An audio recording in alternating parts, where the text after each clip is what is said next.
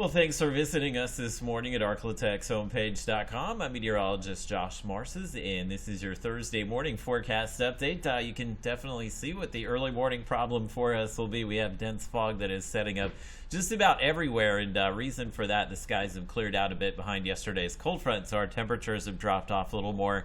We have light wind and, of course, damp ground from some of the rainfall yesterday, so we have all the major ingredients for fog, and we'll likely see this fog around through mid-morning. It may be pretty stubborn. It may take a while for this fog to kind of lift across much of the region here, but you can see visibility is down to about a mile or less in nearly all locations, including visibility down to just a few hundred feet. So we do have a dense fog advisory in effect for all counties and parishes through 10 a.m. this morning. And again, it would be possible for the fog to linger even past 10 a.m. in some locations. But while the fog has settled in, the rain has definitely moved out. You can see the last of the showers kind of moving over towards the Mississippi River. So where we get the fog, there could be a little bit of a misting this morning, but we don't have any rain in the forecast after the fog this morning. So it should turn into, I think, a pretty comfortable weather day for us with no severe weather threat today, obviously, with no rain.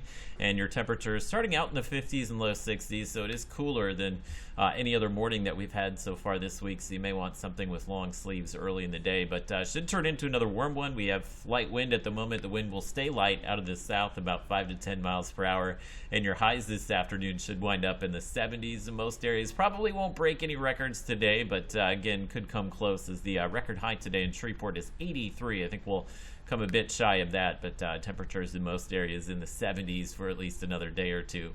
Cold front continues to move east, so that's what's taking all the rainfall away from us. We'll dry out here for today, but this will be a short-lived kind of drying trend here, as we do have the potential of seeing some strong to severe storms as we go through the next few days. Wanted to show you a couple different models here. This is the North American model, which is one of the high-resolution models that we have. It's not showing any rain through the day on Friday, but it does show this cold front approaching late Friday into early Saturday. And this is the front that could bring the potential for some severe weather. I'll show you a more kind of locked in on the timing forecast model here in just a moment, but the severe storm risk for your New Year's night is going to be here across the I-30 corridor. So if you do have some outdoor plans on New Year's, and I know a lot of folks probably do, we will have some storms out there capable of high wind, hail, and tornadoes. The tornado threat will be a little lower than the wind and hail threat, but higher than yesterday's severe weather threat, and this will mainly be during the overnight hours, so as we're kind of out there celebrating the New Year. And then after sunrise on Saturday, these storms will be shifting south, so it looks like a morning, early afternoon severe weather threat for us along I-20, especially across northwest Louisiana. So we have a couple of days here where we're monitoring the potential for severe weather. And here's a look at your Robbins Toyota Futurecast. This is our in-house model, which typically handles these things pretty well, and it's showing dry weather for most of the day tomorrow.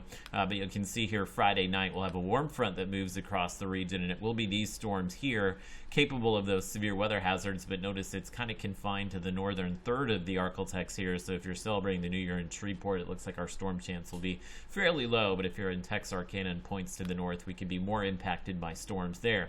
Here comes the cold front on Saturday. It may weaken somewhat with these storms moving across the region, but we still expect we will maybe see that severe weather threat in the morning on Saturday. And again, all severe weather hazards will be possible, including wind, hail, and a few tornadoes. And look at the rainfall here. It doesn't look like a ton of rain for us, but the northern Arklatex could see some spots maybe pick up 1 to 2 inches of rain, and maybe some isolated higher amounts, but we definitely need the rainfall. Would hope to see a little more than that in most areas further to the south. But a look at your 7-day forecast. Again, pretty active weather through Saturday, but once we hit Sunday, the story becomes the temperature drop, as our temperatures will fall into the 20s Saturday night into Sunday morning. Your daytime high Sunday in the 40s. We'll have a very breezy, kind of blustery north wind, and eventually next week we get back to some nice weather. It should be in the 60s and 70s with partly cloudy skies next Tuesday and Wednesday.